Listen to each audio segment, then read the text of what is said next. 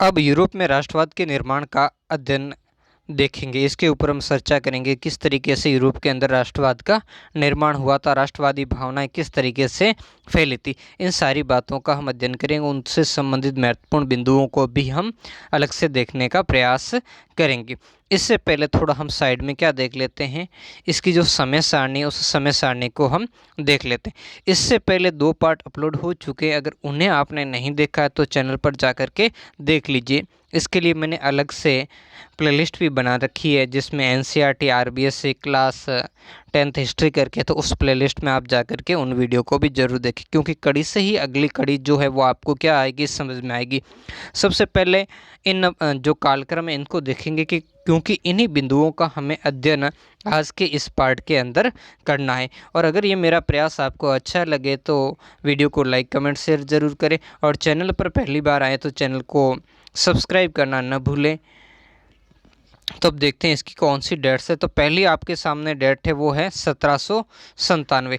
देखो ये क्या था, 1797 में क्या हुआ था, नेपोलियन का इटली पर हमला हुआ और नेपोलियन जो युद्धों की क्या होती है, शुरुआत होती है। देखो नेपोलियन जो फ्रांस का एक सामान्य सैनिक होता है, और कौन से, कोर्सिका जो द्वीप होता है उसका होता है, जिसके बारे में रूसो भी पहले भविष्यवाणी करता है कि ये द्वीप कभी क्या करेगा, आश्चर्यचकित करेगा, यानी संपूर्ण विश्व को क्या करेगा, प्रभावित करेगा। तो उसकी भविष्यवाणी क्या हुई, सच भी निकली। जब नेपोलियन एक सामान्य सैनिक से धीरे धीरे धीरे बढ़ते हुए सम्राट के पद पर पहुंचा, किसका, फ्रांस का सम्राट बना, और फ्रांस के सम्राट के साथ में विश्व को बदलने वाली एक महत्वपूर्ण व्यवस्था हो गया जिसने संपूर्ण यूरोप को क्या किया था, प्रभावित किया था। तो इस नेपोलियन ने क्या किया था, जो डायरेक्टरी का शासन था फ्रांस के, उसके समय ये उत्तरोत्तर क्या होता गया, बढ़ता ही गया। इस समय 1797 वहाँ डायरेक्टरी का शासन था, और डायरेक्टरी ने ही इसको क्या किया था, जो ऑस्ट्रेलिया के विरुद्ध इसको अभियान पर भेजा था, जो नेपोलियन का क्या था, पहला अभियान था, जिसके अंदर इसने क्या किया था, यानी जो फ्रांस से बाहर निकलने का, जिसमें उसने पिंडमार्ट की सेना को हराया था, और उससे क्या किया, निस और सेवाई के प्रदेश प्राप्त किए, और काफ़ी समय तक ऑस्ट्रेलिया के साथ संघर्ष चला, और आखिर फाइनल रूप से नेपोलियन ने ऑस्ट्रिया को क्या कर दिया, पराजित कर दिया, और उसे कैंप ऑफ फॉर्मिया की संधि करने के लिए ऑस्ट्रिया को क्या कर दिया, बाध्य कर दिया। और इसके बाद नेपोलियन का प्रभाव क्या हुआ, कहता बहुत ही ज़्यादा बढ़ गया था। और उसके बाद नेपोलियन फिर मिस्र अभियान पर उसको भेजा जाता है।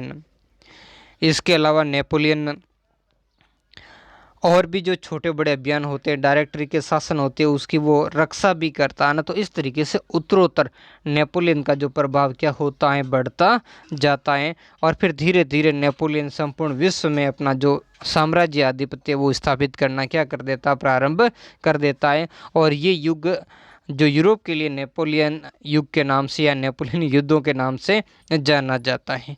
फिर बाद में अगला 1814-15, इसमें नेपोलियन का क्या होता, पतन और वियना शांति संधि होती है। देखो इतिहास यही शिक्षा देता है, इतिहास क्या देता है, कोई भी चीज़ क्या होती है, आविर्भाव होता है, फिर वो अपनी उन्नति पर पहुंचती है, और एक समय ऐसा आता है जब वो क्या होता है, उसका पतन हो जाता है, उसका अवसान हो जाता है, और अंत में क्या हो जाता, उसका तिरोभाव हो जाता है, यानी वो व्यवस्था एकदम समाप्त हो जाती है, वो पतन हो जाता है उस व्यवस्था का। तो वैसे ही होता है, नेपोलियन जैसा व्यक्ति एक छोटा सा, उसको कभी इतना सम्राट बनेगा उस खुद को भरोसा नहीं था, लेकिन वो फ्रांस का सम्राट बना और संपूर्ण यूरोप को प्रभावित करने वाली शक्ति बना। और इतने सारे युद्धों के अंदर जो कहने लग गया था नेपोलियन की असंभव शब्द मेरे शब्दकोश में नहीं है। और वही हम देखते हैं कि 1814-15 के अंदर उसका डिक्लाइन हो जाता है, उसका पतन हो जाता है, और बाद में उसे एक निर्जन द्वीप पर जीवन व्यतीत करने के लिए भेज दिया जाता है, जहाँ बड़ी कठिनाई से वो, यानी अंतिम समय के अंदर रुग्णग्रस्त हो जाता है और मृत्यु को क्या करता है, प्राप्त करता है। तो यही तो इतिहास सिखाती है कि आप हमेशा प्रकृति के साथ चलो, अपना व्यवहार अच्छा करो, आदर्शात्मक व्यवहार रखो, है ना। तो इसी तरीके से आपको कभी भी आपके पास जब शक्ति आए तो अन्यायी मत बनो, क्योंकि जब आप अन्यायी और अत्याचारी बन जाते हो तो क्या होता है, फिर पलटाव आ जाता है, यानी ये समय क्या करता है, तुरंत ही क्या ले लेता है, बदला ले लेता है। तो 1814-15 के अंदर 2 युद्ध महत्वपूर्ण लड़े गए। एक राष्ट्रों का युद्ध, जिसके बारे में मैंने कल वाले पार्ट के अंदर भी बात की थी।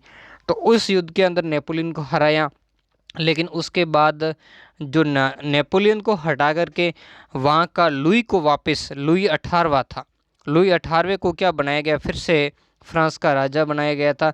लेकिन लुई 18वें का प्रतिक्रियावादी शासन था, इसी कारण वहाँ की जनता उससे आक्रोशित थी, क्योंकि इसके नेतृत्व में वापस कुलीन वर्ग का वहाँ प्रभाव बढ़ रहा था। तो इसी दरमियान यहाँ पर वियना के अंदर ये कांग्रेस चल रही थी, वियना कांग्रेस, जो सितंबर 1814 से प्रारंभ हुई और जून 1815 तक चली थी। इसमें जो यूरोपीय देश एक दूसरे से उलझे हुए थे, यानी एक दूसरे के इलाके कोई लूट मार में लगे हुए थे, जो नेपोलियन के पतन से उत्पन्न हुआ था। तो वो जो जितना नेपोलियन का अधीन साम्राज्य था उसको बांटने में लगे हुए थे, उसकी लूट में। तो नेपोलियन ने इसका फ़ायदा उठाया और फ़ायदा उठाकर फ्रांस में गए, जनता ने इसका स्वागत किया। फिर 100 दिनों तक इसने शासन किया और मित्र राष्ट्रों ने इसके खिलाफ फिर से गुट बनाया। और अगला एक युद्ध होता है जिसका नाम है वाटरलू का युद्ध, जो 18 मार्च 1815 हुआ। इस युद्ध में फाइनल रूप से नेपोलियन को पराजित कर दिया गया था, गिरफ्तार कर दिया और गिरफ्तार करके निर्जन द्वीप सेंट हेलेना उस पर निर्वाचन जीवन के लिए बना लिया था। ठीक है, ये सारी बातें हो गई। अब वियना कांग्रेस के बारे में मैंने थोड़ा सा तभी आपको बताया, फिर से और भी बता देता हूँ। वियना शांति संदेश का मैंने समय बताया। अब इसका उद्देश्य क्या था, वैसे ये क्या था, ये एक यूरोपीय देशों के राजदूत थे, उन राजदूतों का सम्मेलन था। सिंपल रूप से हम कह सकते हैं वियना क्या था, वियना कांग्रेस क्या थी, ये यूरोपीय देशों के राजदूतों का सम्मेलन था और उनके बीच में जो समझौता हुआ था, जो संधि हुई थी, उसी कारण इसे वियना शांति संधि के नाम से, जिसका कारण क्या था, इसका उद्देश्य यही था कि फ्रांसीसी जो क्रांतिकारी युद्ध थे पहले, तो उसके बाद जो नेपोलियन के युद्ध थे और नेपोलियन के युद्धों से पवित्र रोमन साम्राज्य का जो विघटन हो गया था, इनसे उत्पन्न होने वाली जो परिस्थितियां और मुद्दे और जो समस्याएं थी, उनका क्या निकालना था, समाधान निकालना था, उन पर विचार विमर्श करना था और यूरोप को जो युद्धों से बचाना था, वहाँ शांति स्थापित करना था। तो इस तरीके से इस सम्मेलन के अंदर जो वापस जो पुरातन व्यवस्था है उसको स्थापित किया गया। ये आगे सारा हम डिटेल से देखेंगे। तो उस पुरातन व्यवस्था को स्थापित, यानी वापस राजतंत्रों की स्थापना की गई। फ्रांसीसी क्रांति ने गणतंत्रों की स्थापना दी थी, स्वतंत्रता समानता भातृत्व के विचार फैलाए थे। तो उसकी जगह अब फिर से क्या था, राजतंत्रों की स्थापना की गई थी। जहाँ जहाँ नेपोलियन ने जिन पुराने राजतंत्रों को उखाड़ दिया था, वहाँ फिर से पुराने राजतंत्रों की स्थापना की गई। पवित्र रोमन साम्राज्य की पुनर्स्थापना का प्रयास किया। ये सारी बातें इसके अंदर वियना के अंदर कांग्रेस थी उसमें की गई थी। अगला जो हम देखेंगे 1921 में यूनानी स्वतंत्रता के लिए संघर्ष। अब देखो होता क्या है, हम बात थोड़ा बैकग्राउंड में जाएंगे।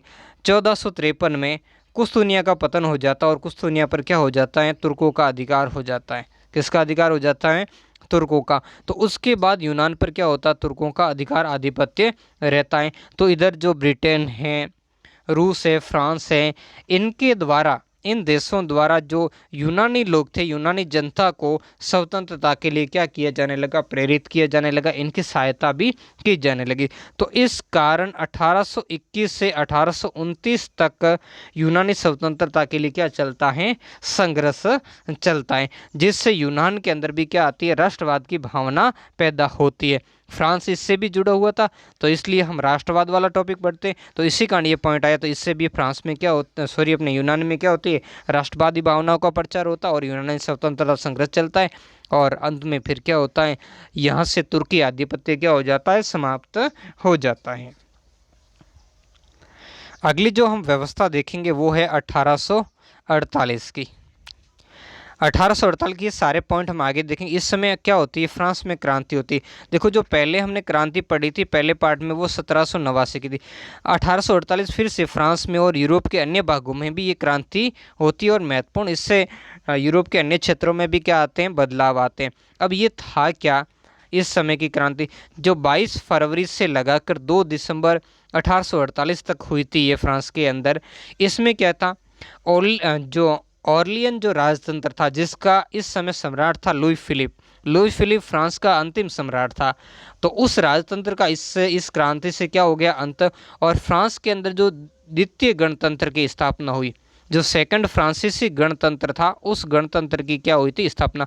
पहले फ्रांसीसी गणतंत्र की स्थापना, इस पहली क्रांति हुई थी 1789 की क्रांति के बाद हुई थी, और दूसरी बार जो गणतंत्र की स्थापना 1848 की क्रांति से हुई।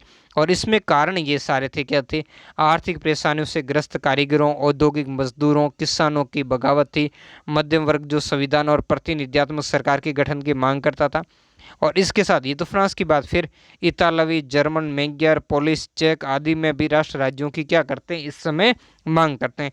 क्योंकि जो वियना कांग्रेस हुई थी, वियना कांग्रेस ने क्या किया था, बड़े दुर्भावनापूर्ण तरीके से इटली और जर्मनी का फिर से विभाजन कर दिया था, जिससे ये मैग्यार, पोलिश, चेक और ये भी लोग क्या थे, बड़े प्रभावित हुए थे। इनका भी बंटवारा कर दिया गया था, इनको ऑस्ट्रेलिया के प्रभाव में डाल दिया गया था। तो इस तरीके से इनमें भी राष्ट्रवादी भावनाएं और अपने लिए अलग राष्ट्र की कल्पना जो है वो क्या होने लगी, व्याप्त होने लगी।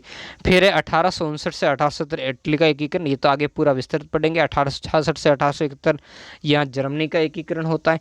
तो महत्वपूर्ण रूप से इनका भी हम आगे देखेंगे, कौन कौन से संगठन हुए थे, सारी बातें हम अगले पार्ट में देखेंगे, इसलिए यहाँ इसके लिए उतना नहीं डिस्कस करेंगे। 1905 हैब्सबर्ग और ओटोमन साम्राज्य का स्लाव राष्ट्रवाद, कैसे लोग स्लाव एक जाति के जो उन्होंने क्या किया, राष्ट्रवाद मजबूत हुआ और उन्होंने अपने लिए क्या की, अलग देशों की क्या की मांग की, जिसके बाद स्लोवाकिया जैसे राष्ट्रों का क्या हुआ था, गठन हुआ था। तो ये सारी बातें हम इसके अंदर देखेंगे। तो आज के पार्ट को हम व्यवस्थित रूप से क्या करते हैं, प्रारंभ से शुरू करते हैं। यूरोप में राष्ट्रवाद का निर्माण, तो देखो इसमें क्या था, उन पॉइंटों को अगर आप मध्य 18वीं सदी के यूरोप के नक्शे को देखें तो वैसे ही राष्ट्र राज्य नहीं मिलेंगे जैसे आज थे।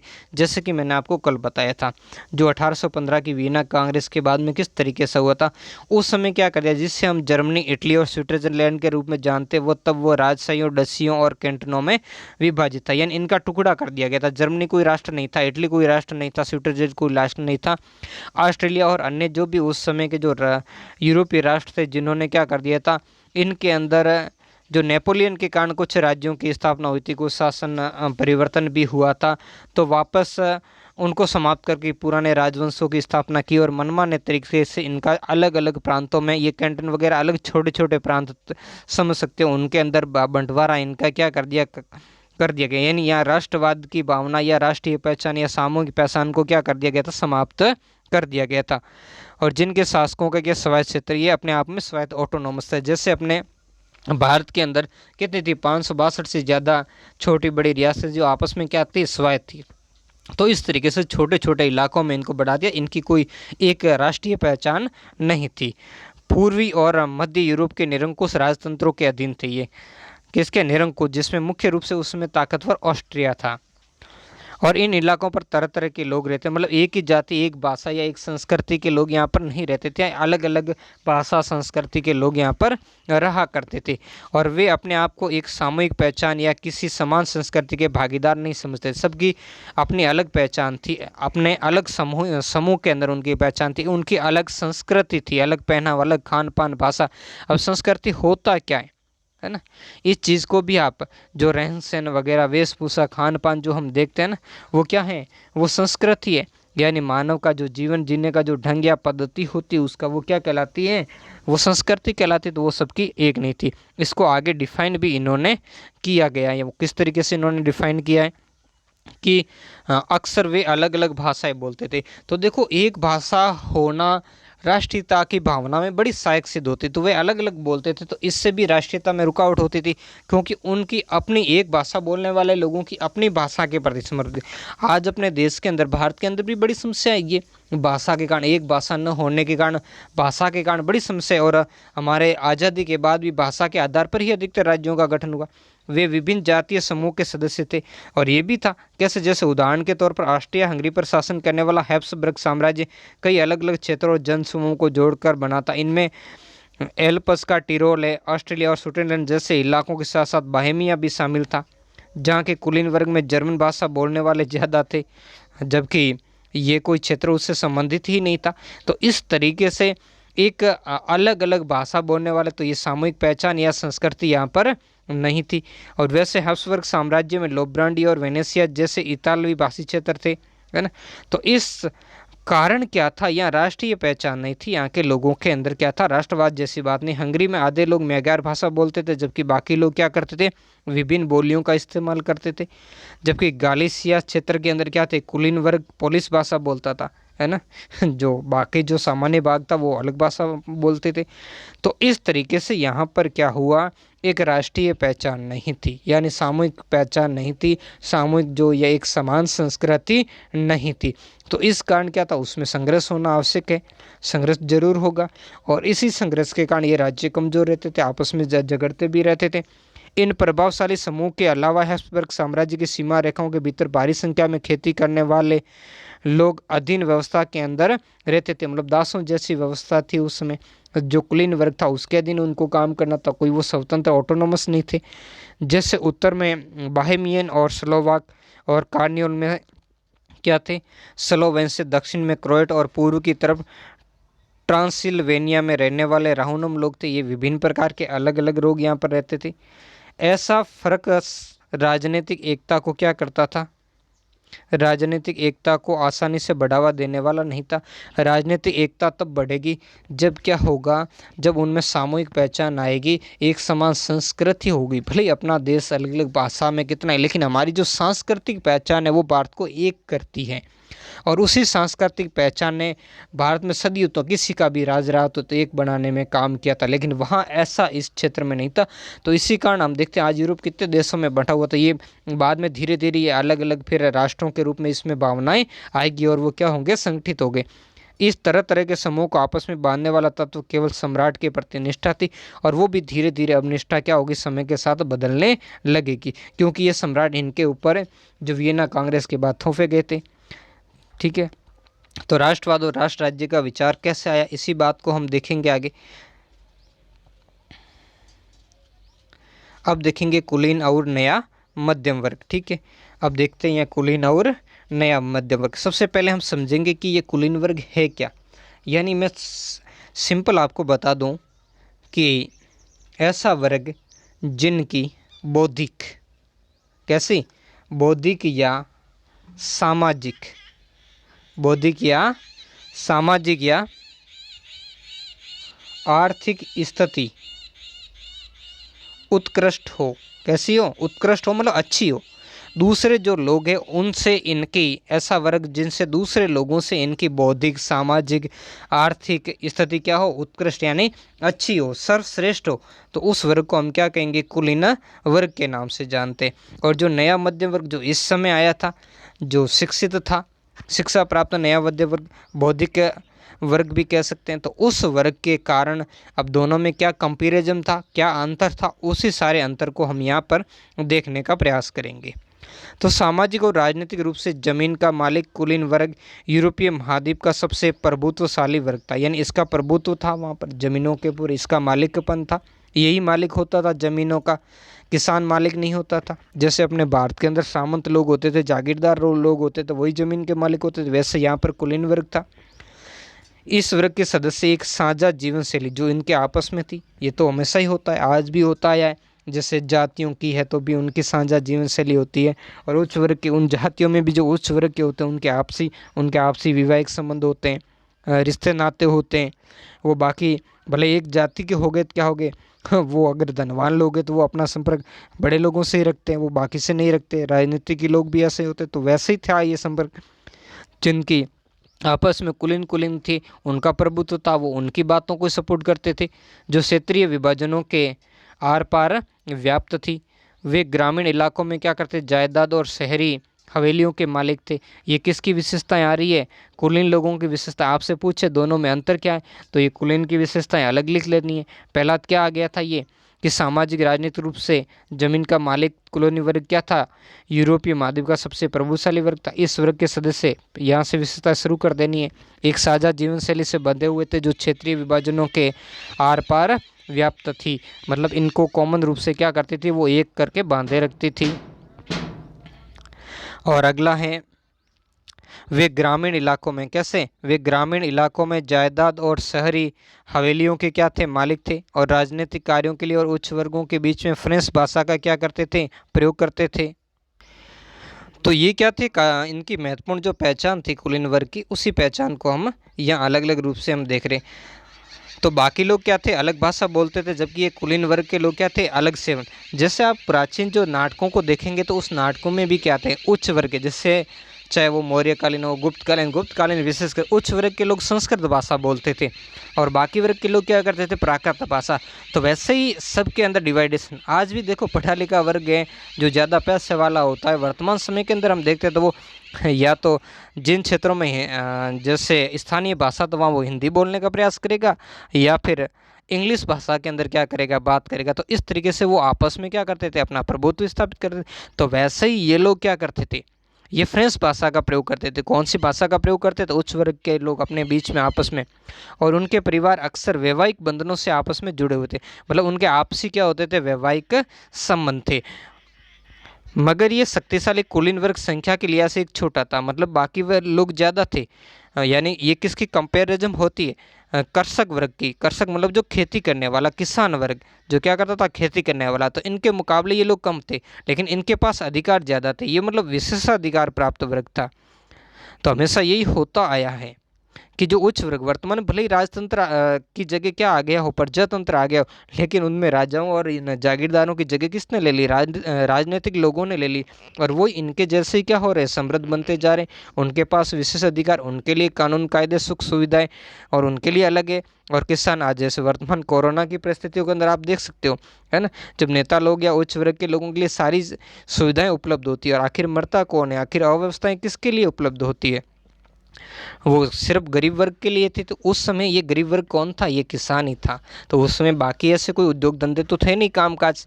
तो ये सारे के सारे ये किसानों के ऊपर खटमल जैसे बने रहते थे, यानी इनका जो रक्त मांस क्या करते थे, सोचा करते थे। पश्चिम में ज़्यादातर जमीन किराएदार और छोटे किसानों पर ये क्या करते थे, खेती, क्योंकि ये लोग क्या करते थे, ज़मीनों के मालिक तो होते नहीं थे। ज़मीनों का जो मालिक हक वो किसके पास में होता था, इन जो कुलीन वर्ग के लोगों के पास था। तो ये दास जैसी इनकी स्थिति थी। अब यहाँ से विशेषता ये कृषक की हो गई है।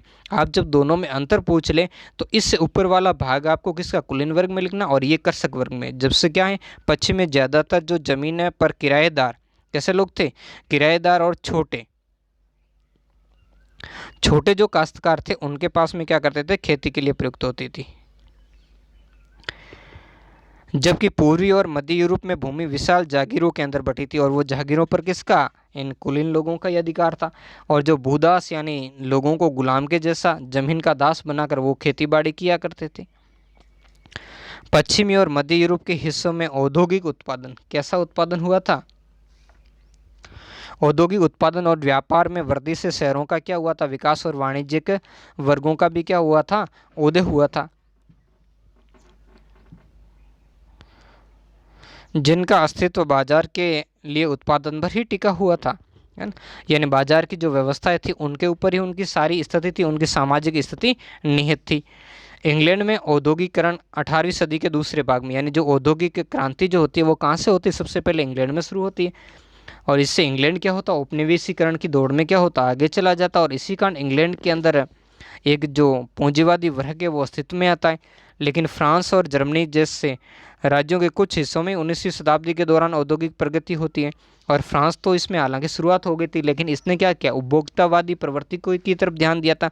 बाद में क्रांति और अन्य युद्धों के अंदर क्या गया था, उलझ गया था। यहाँ शांति जैसी व्यवस्था नहीं थी, और बाहर से भी आक्रमणों का, अन्य राज्यों से भी खतरा बना रहता था।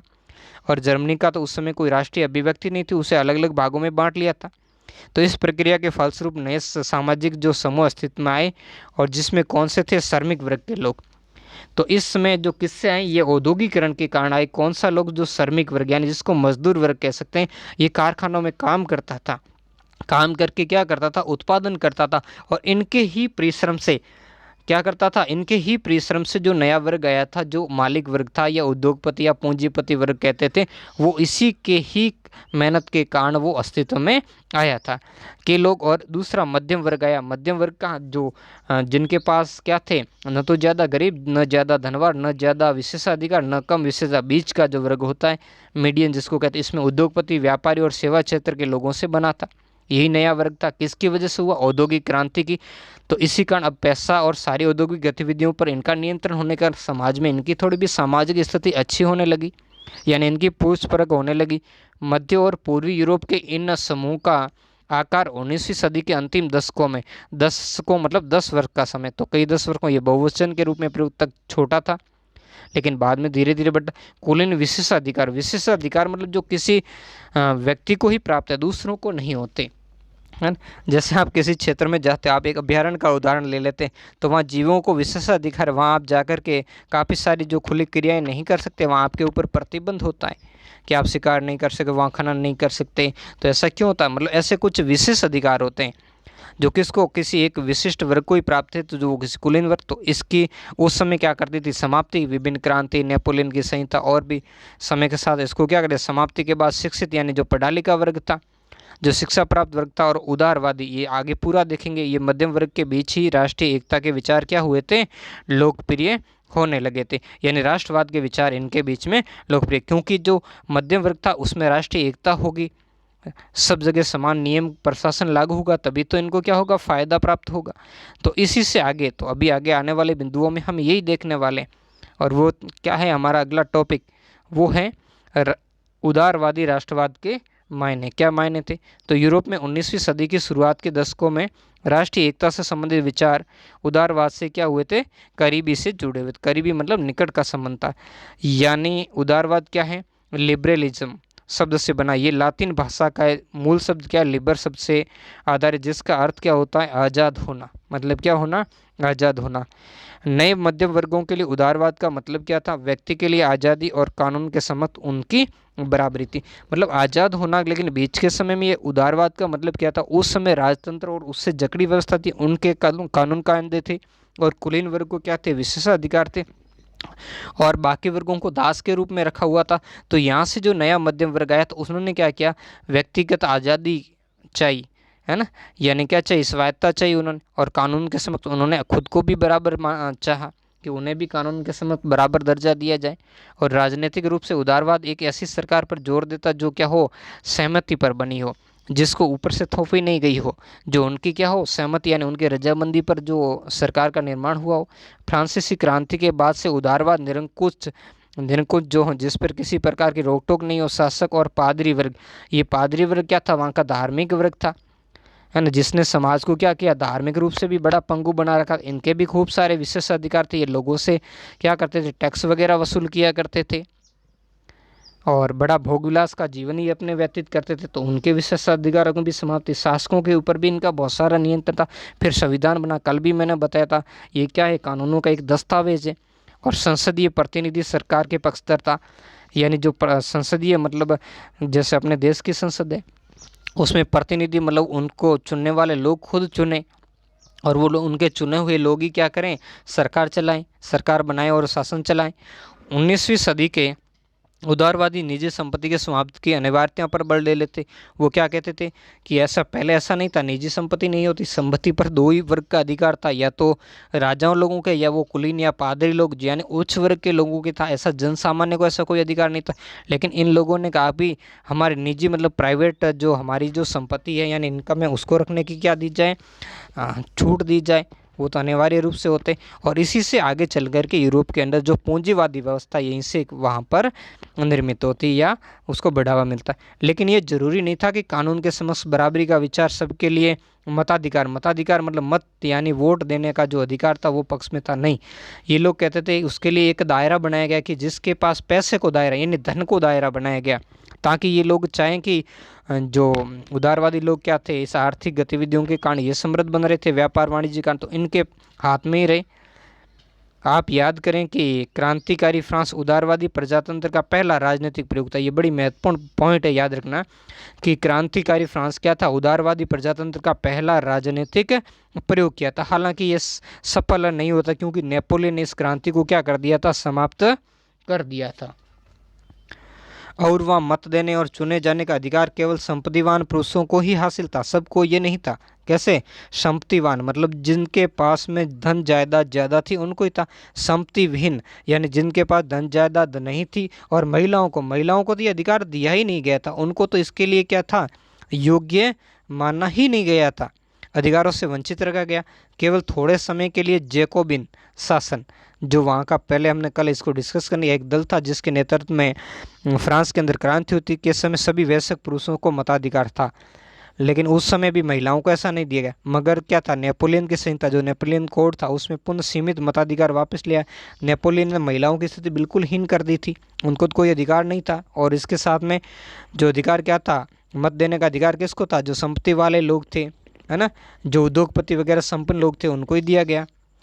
उसने किसने, नेपोलियन की संहिता ने क्या किया था, महिलाओं को अवयस्क का दर्जा दिया। अवयस्क जैसे हम समझते हैं ना, अवयस्क मतलब अपरिपक्व व्यक्ति होता। वर्तमान में भी जैसे जो 12 वर्ष से छोटी उम्र का बच्चा होता है उसको अवयस्क माना जाता है। उसके लिए जैसे बैंक वगैरह में होता खाता भी नहीं खुलता, उनके जो गार्जियन की रजामंदी पर ही खोला जा सकता है। उन्हें पिताओं और पतियों के अधीन रखा गया।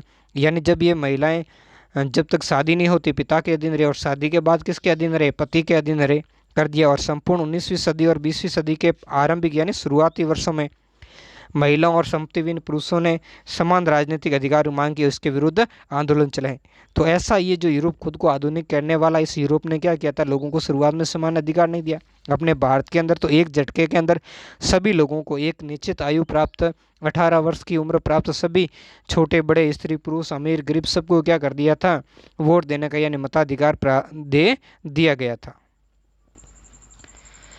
आर्थिक क्षेत्र के अंदर क्या बदलाव आया, आर्थिक क्षेत्र में और उदारवाद से, बाजारों की मुक्ति से, चीज़ों और पूंजी के आवागमन पर राज्य द्वारा लगाए गए नियंत्रणों को खत्म करने के पक्ष में था। कौन सा वर्ग, ये जो पूंजीपति वर्ग था या संपत्तिवान जो वर्ग था, जो हमने इसके पहले देखा था, जिसने आंदोलन चलाए थे किसके लिए, राजनीतिक अधिकारों के लिए आंदोलन चलाए थे। इसी वर्ग ने आर्थिक क्षेत्र हो चाहे उदारवाद हो या बाजारों की मुक्ति हो, बाजारों की मुक्ति मतलब बाजारों पर जो नियंत्रण था राज्यों का वो नियंत्रण नहीं हो, चीज़ें और वस्तुओं का आवागमन अबाध रूप से हो, उस पर राज्य क्या करें, नियंत्रण नहीं लगाए, नियंत्रण या रोक नहीं लगाएं, टैक्स वगैरह कम करें। 19वीं सदी के दौरान उभरते हुए मध्यम वर्ग की ये जोरदार मांग थी। मध्यम वर्ग कौन था, हमने देख लिया, उद्योगपति और व्यापार वाणिज्य से संबंधित ये था। आइए हम 19वीं सदी के पहले भाग में जर्मन भाषी इलाकों का उदाहरण लें। नेपोलियन के प्रशासनिक कदमों से अनगिनत छोटे छोटे प्रदेशों से 39 राज्यों का एक महासंघ बना। कौन सा बना, जोलवेरिन करके संघ बनेगा, आगे हम अभी देखेंगे, इसका नाम भी आएगा। तो उसमें कितने थे, तो 39 राज्य थे जर्मनी के अंदर। तो अनजाने में ही जर्मनी का एकीकरण का काफ़ी कुछ कार्य नेपोलियन ने कर दिया था। हालांकि किया किसके लिए था, नेपोलियन ने अपने प्रशासन को सही तरीके से चलाने के लिए। इसके लिए क्या किया नेपोलियन, इसके लिए उसने इनमें से प्रत्येक की अपनी मुद्रा और नाप तोल प्रणाली थी। नेपोलियन का इनका संघ बनाने से पहले 39 राज्य थे, 39 के 39 राज्य की अपनी अलग से मुद्रा थी और अलग से नाप तोल की प्रणाली थी। तो आपस में व्यापार में बड़ी समस्या है, इसका उदाहरण भी आगे देखेंगे। 1833 में हैब्सबर्ग से न्यूरेबर्ग तक जाकर, ये वहाँ के दो नगर हैं यानी दो राज्य कह सकते हैं वहाँ के, एक हैब्सबर्ग और न्यूरेबर्ग तक जाकर अपना माल बेचने वाले व्यापारी को 11 प्रकार के सीमा शुल्क नाकों से गुजरना, यानी जगह जगह उससे क्या लिया जाता था, टैक्स लिया जाता। आप विचार कीजिए, भारत के अंदर अगर आपको कश्मीर से कोई चीज़ कन्याकुमारी पहुँचाने कितने राज्य आते हैं, तो उन राज्यों का भी अपना क्या लगता है, टैक्स लगता है। लेकिन बीच के समय में सरकार ने काफ़ी कुछ क्या कर दिया था, इसमें ख़त्म कर दिया था। फिर भी थोड़ा बहुत नाम मात्र लगा। इसकी जगह अगर आप कल्पना कर लें कि वो छोटे छोटी रियासतें थी, तो रियासतों के अंदर कितना सारा टैक्स लगेगा, तो उन टैक्स से क्या होगा, उनको गुजरना पड़ेगा। तो इससे क्या, तो वैसे यहाँ 11 प्रकार के सीमा शुल्क यानी वस्तुएँ क्या हो जाती थी, बड़ी महंगी हो जाती थी। जितना ज़्यादा टैक्स बाहर लगेगा वस्तुएँ उतनी क्या होगी, ज़्यादा महंगी होगी।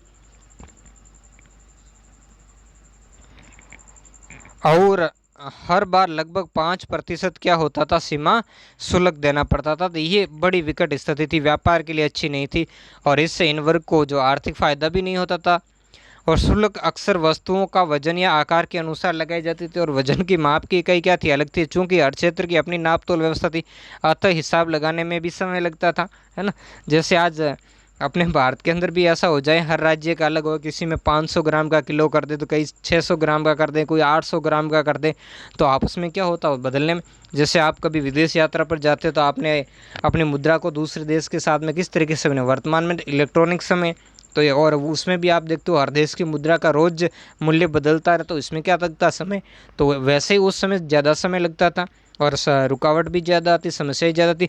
मसलन कपड़े को नापने का जो पैमाना था, जिसको एले कहा था, एले था, जिसकी लंबाई जगह बदलने के साथ घोड़ों की तरफ बदलती रहती थी।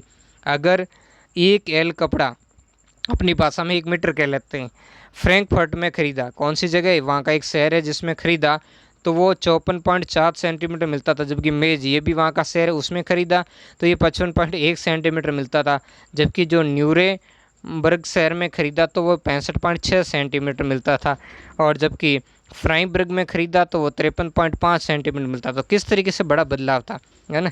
तो जब आप न्यूरेमबर्ग में ख़रीदे में तो बड़े फ़ायदे में रहते थे, और जबकि वही कपड़ा फ्राइबर्ग में खरीदते थे तो कम मिलता था। तो ऐसी स्थिति में बड़ी समस्या होती थी।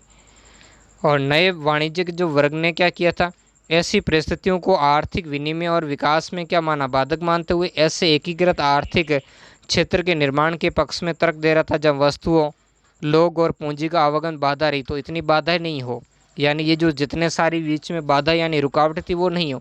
इसके लिए आगे कैसे रुकावटें हटाई ये भी आगे देखेंगे।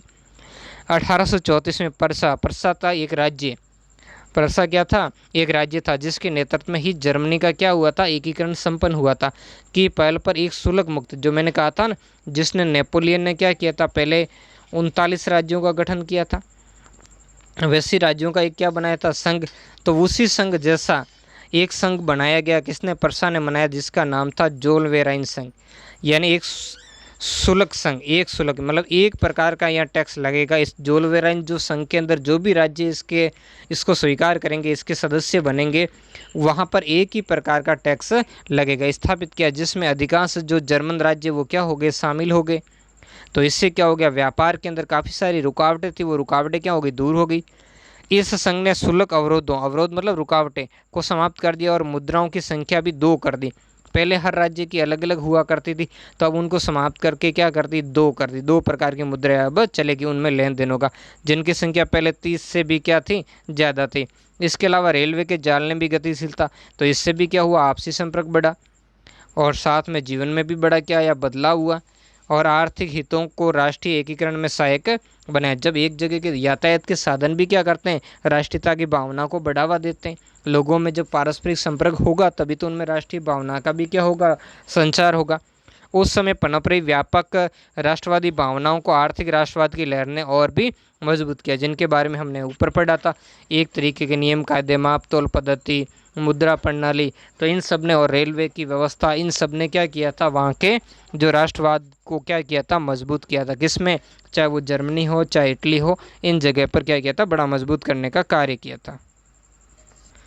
ये देखेंगे उस समय का एक स्रोत है, उस स्रोत के अंदर इसका क्या किया गया, उल्लेख किया गया। क्या है स्रोत के अंदर, अर्थशास्त्री राष्ट्रीय अर्थव्यवस्था की शब्दावली में सोचने लगे, वे चर्चा करने लगे कि राष्ट्र कैसे विकास कर सकता है और कौन से आर्थिक कदम राष्ट्र को निर्मित कर रखते हैं। यहाँ सब जगह किस शब्द का प्रयोग हो रहा है, राष्ट्र का शब्द। तो इसी स्थिति में क्या होगा, राष्ट्रीयता की बात होने लगी थी, राष्ट्रवाद का क्या होने लगा, प्रचार होने लगा था। जर्मनी में ट्यूबिन विश्वविद्यालय में अर्थशास्त्र के प्रोफेसर थे फ्रेडरिक लिस्ट ने 1834 में लिखा कि जोलवेराइन का लक्ष्य जर्मन लोगों को आर्थिक रूप से एक राष्ट्र में बांध देना था। इसी कारण ये आर्थिक संघ की स्थापना की गई, और इनको निरंतर अर्थशास्त्री थे, उन्होंने भी क्या किया था, बढ़ावा दिया था। वह राष्ट्र की आर्थिक हालत जितना बाहरी तरह से उनके हितों की रक्षा के लिए क्या किया जाए, उतना ही मजबूत बनाया जाए। क्या, दोबारा देख लीजिए, वह राष्ट्र की आर्थिक हालत जितना बाहरी तरीके से उसके हितों की रक्षा करके मजबूत बनाएगा, उतना ही आंतरिक उत्पादकता को बढ़ाकर भी होगा। इसके लिए भी क्या होगा, राष्ट्रवाद होगा तभी बात बनेगी। उसे प्रांतीय हितों को आपस में जोड़कर राष्ट्रीय भावना को जगाना और क्या करना चाहिए, उठाना चाहिए, तभी तो लोग अधिक से अधिक जोलवेराइन संघ से जुड़ेंगे। राष्ट्रवाद नहीं होगा तो लोग थोड़ा ही जुड़ेंगे। जैसे भारत का एकीकरण था तो कितनी बड़ी मुश्किल से हुआ था, राज्य तैयार ही नहीं हो रहे थे, सभी बस अपनी डपली अपना राग, सभी अपना आज़ादी रहना चाहते थे, क्योंकि अंग्रेज़ों ने पहले काफ़ी प्रयास किया था संघ बनाने का, लेकिन कोई तैयार ही नहीं हुए थे, ढीले डाले संघ के अंदर शामिल होने को। जब उनको छूट दी कि आपकी मर्जी हो तो शामिल हो, ऐसा कहीं जब मजबूरी होती है सारे राज्य, और आज भारत जैसा देश ही कहीं तो वैसे उस समय वहाँ था, तो उन्होंने कहा था इससे क्या होगा, सभी हितों को, प्रांतीय हितों को जोड़ा जाएगा, तभी तो राष्ट्रीय भावना आएगी और ये संघ के अंदर सारे लोग आएंगे और एक संघ क्या होगा, मजबूत बनेगा। जर्मन लोग ये समझ गए कि एक मुक्त आर्थिक व्यवस्था ही राष्ट्रीय भावनाओं के उत्पन्न होने का एकमात्र जरिया। वर्तमान में पूरे विश्व की कल्पना हो रही है, हालांकि इसके बड़े शक्तिशाली जो अमेरिका जैसे राष्ट्र हैं, है ना, आज वर्तमान में चीन भी उभरता हुआ राष्ट्र, इसके अंदर उनकी अलग विचारधारा है, वो सारा आर्थिक आधिपत्य इसको स्थापित करने में लगा रहे। अगला देखेंगे 1815 के बाद का जो नया रूढ़िवाद। अब देखो रूढ़िवाद शब्द क्या है, इसका अर्थ आप पहले जान लीजिए। मतलब एक ऐसी विचारधारा जो पारंपरिक यानी जो कह सकते हैं परंपरावादी जो मान्यता उनका अनुसरण करती है। वो तार्किकता और वैज्ञानिक ताकते स्थान पर केवल आस्था और प्रागनुभवों के आधार पर उनको क्या देती है, मान्यता देती है। तो वैसे ही यहाँ परंपराएं थी, तो उन परंपराओं को कैसे दूर किया गया उसके बारे में हम देखेंगे। तो 1815 में नेपोलियन की हार के बाद यूरोपीय सरकारें रूढ़िवाद की भावना से प्रेरित थी, जो कि इसके बाद वियना की संघ से स्थापित किया गया। वापस क्या हो गया कि बीच में बड़ी अच्छी शांति से हम रह रहे थे राजतंत्रों के अंदर, ये नेपोलियन कहाँ से आ गया, इसने सारों को क्या कर देता, तो पुनः वापस क्या हो गया, पुरानी संस्थाओं की स्थापना की। रूढ़िवादी मानते थे कि राज्य और समाज की स्थापित पारस्परिक परंपराएं जैसे राजतंत्र जरूरी है, चर्च जरूरी है, धर्म के क्षेत्र में सामाजिक ऊंच नीच भी ये क्या करते थे, आवश्यक मानते थे, संपत्ति और परिवार को बनाए रखना चाहिए। तो ये सारी चीज़ें वापस थोपी गई थी, ये तो रूढ़िवाद था। फिर अधिकतर रूढ़िवादी लोग क्रांति से पहले के दौर में वापसी नहीं चाहते थे, इसके लिए उन्होंने क्या किया था, क्रांति के लिए अधिक से अधिक लोगों को धार्मिक बनाया जाए और राजतंत्र के अधीन लोगों को क्या कर दिया, उनकी विचारधारा ऐसी हो जाए कि कभी वो स्वतंत्रता या अपने अधिकारों जैसी कोई बात ही नहीं करे। नेपोलियन द्वारा शुरू किए गए परिवर्तनों से उन्होंने ये जान लिया था कि आधुनिकीकरण और राजतंत्र जैसी पारंपरिक संस्थाओं को मजबूत बनाने में क्या है, सक्षम है। क्या है, सक्षम है। कौन सक्षम है, किसके द्वारा, दोबारा देखिए, नेपोलियन द्वारा शुरू किए गए परिवर्तनों से उन्होंने ये जान लिया, किन्होंने, इन रूढ़िवादी लोगों ने, कि आधुनिकीकरण और राजतंत्र जैसी पारंपरिक संस्थाओं को मजबूत बनाने में सक्षम है। इसलिए जो नेपोलियन ने परिवर्तन लागू किए, इन परिवर्तनों को क्या किया जाए, समाप्त किया जाए, इनको दबा दिया जाए। ठीक है, इन्हें मजबूत नहीं होने दिया, इनको कमज़ोर कर दिया जाए।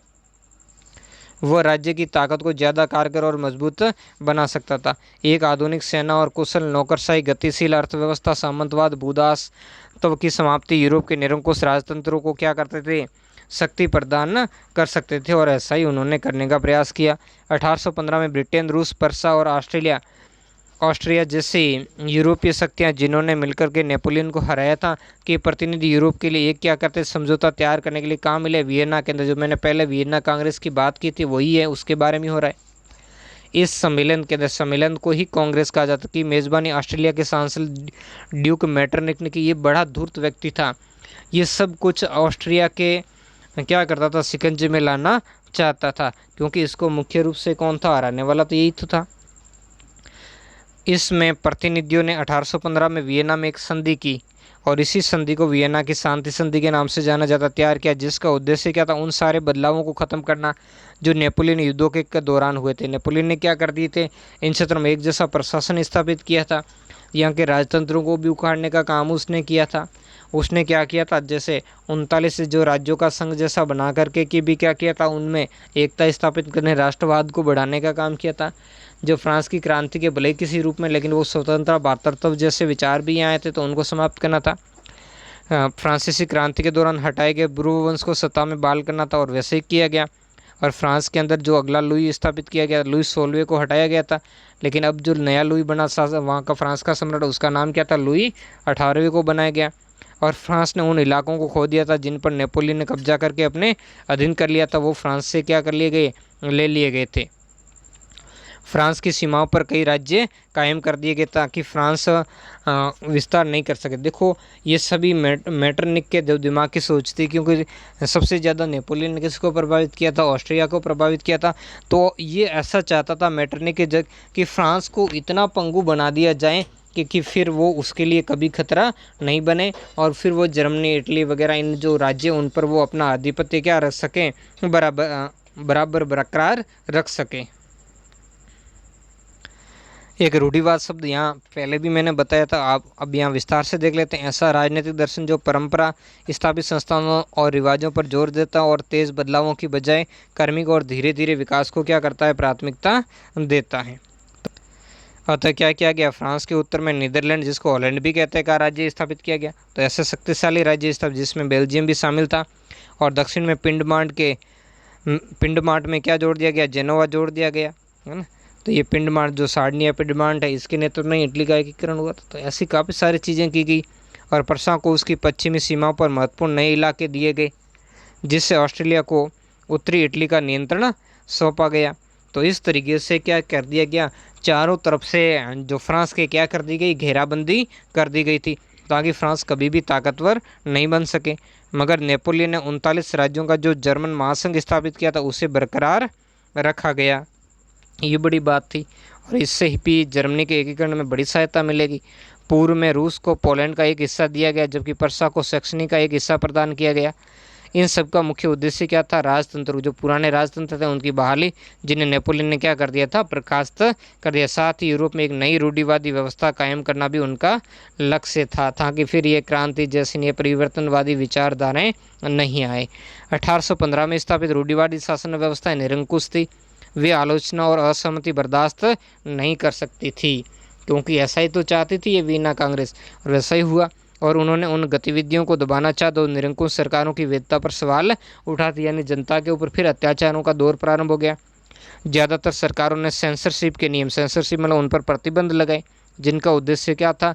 अखबारों, किताबों, नाटकों और गीतों के माध्यम से उन बातों पर नियंत्रण लगाना था जिनसे फ्रांसीसी क्रांति से जुड़े स्वतंत्रता और मुक्ति के विचार झलकते थे, ताकि लोगों में फिर से कोई ऐसी स्वतंत्रता, समानता के विचार नहीं फैले और क्रांति जैसा फिर से कोई बदलाव नहीं लाए, और उन लोगों की सत्ता हमेशा हमेशा के लिए क्या रहे? बनी रहे। लेकिन फिर भी फ्रांसीसी क्रांति की स्मृतियाँ और उदारवादियों को लगातार प्रेरित करती रही थी। स्मृति यानी याददाश्त को कहते थे। और उदारवादी मतलब वही जो आज़ादी चाहने वाले लोग थे। नई रूढ़िवादी व्यवस्था के आलोचक उदारवादी राष्ट्रवादियों द्वारा क्या किया गया? उठाया गया एक मुद्दा था, और वही मुद्दा क्या था? प्रेस को आज़ादी दी जाए। प्रेस मतलब जो अखबार वगैरह ये प्रिंट मीडिया होता था जो, तो उसको क्या दी जाए? आज़ादी दी जाए, और ताकि लोगों तक क्या पहुँचे? इनके विचार पहुँचे।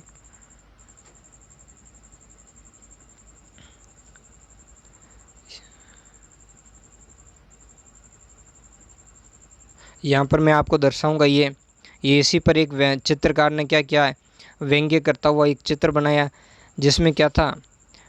ये पहले यहाँ से देख लेते, फिर इस फोटो की तरफ देखेंगे। चिंतकों का एक क्लब है, 1820 के आसपास बनाया गया एक अनाम व्यंग्य चित्र, यानी किस चित्रकार ने बनाया उसका लिखा नहीं है। बाईं तरफ पट्टी पर लिखा कि आज की बैठक का सबसे महत्वपूर्ण प्रश्न है, हमें कब तक सोचने दिया जाएगा। दाईं तरफ बोर्ड पर क्लब के नियमों की सूची, उसमें पहले जो सूची में क्या लिखा है? इस पढ़े लिखे समाज का पहला नियम क्या है? खामोशी, यानी चुपचाप रहना, वो कुछ भी बोलेगा नहीं। दूसरा क्या लिखा है? ऐसी स्थिति से बचने के लिए इस क्लब के कोई सदस्य बोलने के कैसा लोभ का शिकार हो जाए तो सदस्यों को प्रवेश पर मुंह बंद रखने के लिए मोहरे बांटे गए। जैसे वर्तमान कोरोना काल के अंदर किस तरीके से मुंह बंद रखवाया जाता है, तो ये इनके किस तरीके से मोहरे थे, ये आप देख सकते हो। इनका व्यंग्यकार ने ये सारों के ये बताए हुए, ताकि कोई भी व्यक्ति बोले नहीं, यानी उनके बोलने पर, लिखने पर सारी तरीके से क्या लगा दी गई? आज़ादी लगा दी गई। बस चुपचाप बैठ कर के वो अंदर ही अंदर अपना विचार करते रहे। तो इस तरीके से जो प्रेस की आज़ादी उसको क्या किया गया? रोकने का कार्य किया गया था। अगला हमारा जो टॉपिक है वो है क्रांतिकारी। अब क्रांतिकारी कैसे आए उनके बारे में देखेंगे, ठीक है। जो मतलब आमूलपुल क्या चाहते थे? परिवर्तन चाहते थे, बदलाव चाहते थे। बदलाव चाहने वालों को क्या कहा गया? क्रांतिकारी। 1815 के बाद के वर्षों के दमन के भय से अनेक उदारवादी और राष्ट्रवादियों को भूमिगत कर दिया गया, यानी उनको क्या किया? छुपना पड़ा। उनका इस तरीके से दमन कर दिया गया, है ना। उन पर अत्याचार किए गए, उनको ज़बरदस्ती यानी बाई फोर्स, अब तो सारी सत्ता उनके हाथ में आई थी, तो मजबूर होकर के उनको क्या होना पड़ा? अपनी गतिविधियां रोकनी पड़ी, और क्या होना पड़ा? गुप्त रूप से उनको कार्य करना पड़ा। बहुत सारे यूरोपीय राज्यों के क्रांतिकारियों को प्रशिक्षण देने और विचारों का प्रचार करने के लिए गुप्त संगठन इस समय आए। जब दमन किया तो गुप्त प्रकार के, गुप्त यानी छुपे हुए संगठन, जिनका एक जगह स्थायित्व नहीं होता था। उस समय क्रांतिकारी होने का मतलब क्या था? राजतंत्रीय व्यवस्थाओं का विरोध करने से।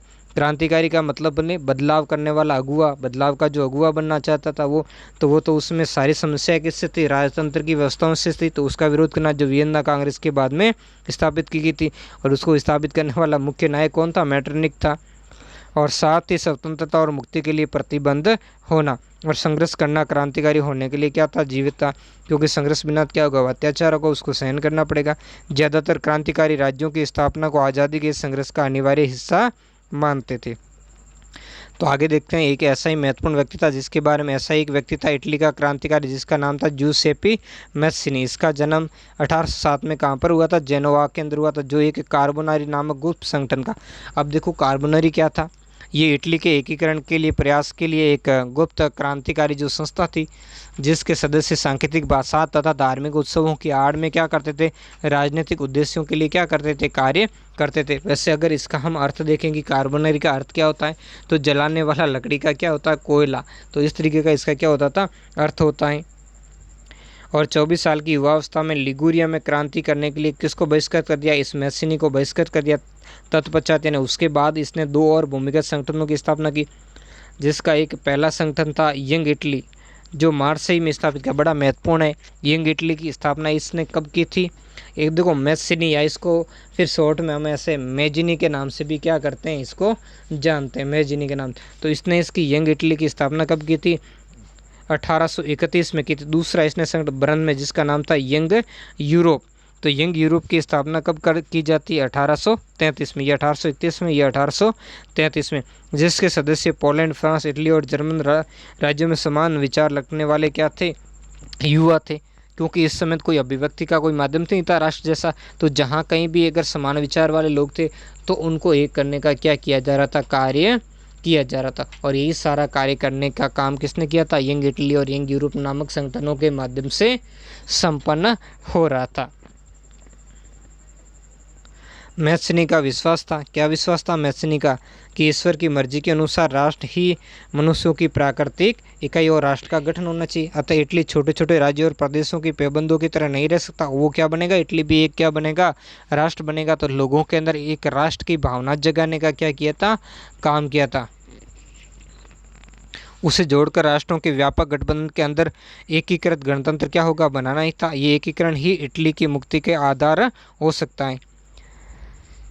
उसके इस मॉडल की देखा देखी में जर्मन, फ्रांस, स्विट्जरलैंड और पोलैंड में भी गुप्त संगठन कायम होने लगे। यानी सभी जगह वो क्रांतिकारी विचारों का क्या होने लगा, फैलाव होने लगा। मैसनी द्वारा राजतंत्र का घोर विरोध करके प्रजातंत्री गणतंत्रों के अपने सपन से मैसनी ने रूढ़िवादियों को क्या कर दिया था, हरा दिया था। जो परंपरावादी थे उनको क्या कर दिया, हरा दिया था। और आखिर में वहाँ वो व्यवस्था जो स्थापित करना चाहता था वैसी ले आया। और मैटरनिक ने उन्हें हमारी सामाजिक व्यवस्था का क्या कहा था, सबसे खतरनाक दुश्मन कहा था। क्योंकि सारी जो व्यवस्थाओं की जड़ कौन था, मैटरनिक ही था। मैटरनिक ने ही क्या की थी, स्थापित की थी। और उसको तोड़ने का काम किसने किया था, इसी मैजिनी ने किया था। तो इसलिए तो वो क्या हो गया, उसका सबसे बड़ा दुश्मन ही होगा।